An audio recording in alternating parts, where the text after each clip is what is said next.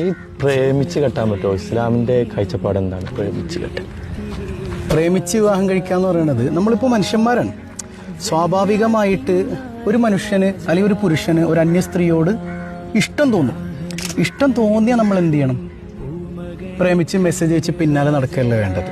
നേരെ പറ്റുന്ന ആളാണെങ്കിൽ നമ്മുടെ രക്ഷിതാക്കളോട് പറഞ്ഞിട്ട് അവരുടെ രക്ഷിതാക്കളുമായി ബന്ധപ്പെട്ട് കല്യാണത്തിലേക്ക് എത്തിക്കുക എന്നുള്ളതാണ്. അല്ലാതെ പ്രണയിച്ച് നടക്കുക എന്ന് പറയുന്നത് ഇസ്ലാമിൽ ഇല്ല. ഏതുവരെ? കല്യാണത്തിന് മുൻപ് വരെ. എന്നാൽ കല്യാണം കഴിഞ്ഞാലോ പിന്നെ ഇങ്ങോട്ട് പ്രേമം തുടങ്ങല്ലേ. പിന്നെ എല്ലായിടത്തും പ്രണയം മാത്രമേ ഉണ്ടാകാൻ പാടുള്ളൂ. എന്തിനേറെ ഇത്രമേൽ പ്രണയത്തിന് പ്രതിഫലം പോലുണ്ട് എന്ന് പഠിപ്പിച്ചൊരു മതം അള്ളാന്റെ മതം അല്ലാതെ ഏതാ? അതായത് അവസാനം കൈയൊന്നേ ഇപ്പൊ ഇത് മൂപ്പര് എന്റെ ഭാഗ്യം എന്ന് വിചാരിച്ചു. ഞങ്ങളിങ്ങനെ കൈകോർത്ത് പിടിച്ചു നിന്നാല് ഈ വിരലുകൾക്കിടയിലൂടെ പാപങ്ങൾ കൊഴിഞ്ഞു പോകും. ഞാനിങ്ങനെ റൊമാൻറ്റിക്കായി എൻ്റെ കെട്ടികൾ ഇങ്ങനെ നോക്കിയിരുന്നാൽ അള്ളാന്റെ കാരുണ്യത്തിന്റെ നോട്ടം എനിക്കുണ്ടാവും.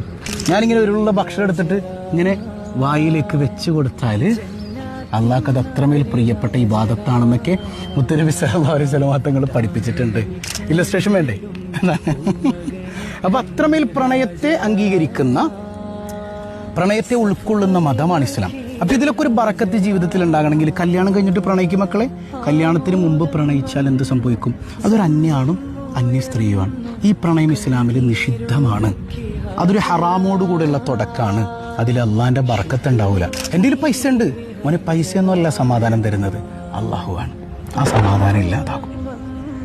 പ്രണയിച്ചിട്ടുണ്ടോ? കല്യാണം കഴിഞ്ഞിട്ട്? അത്രയേ ഉള്ളൂ.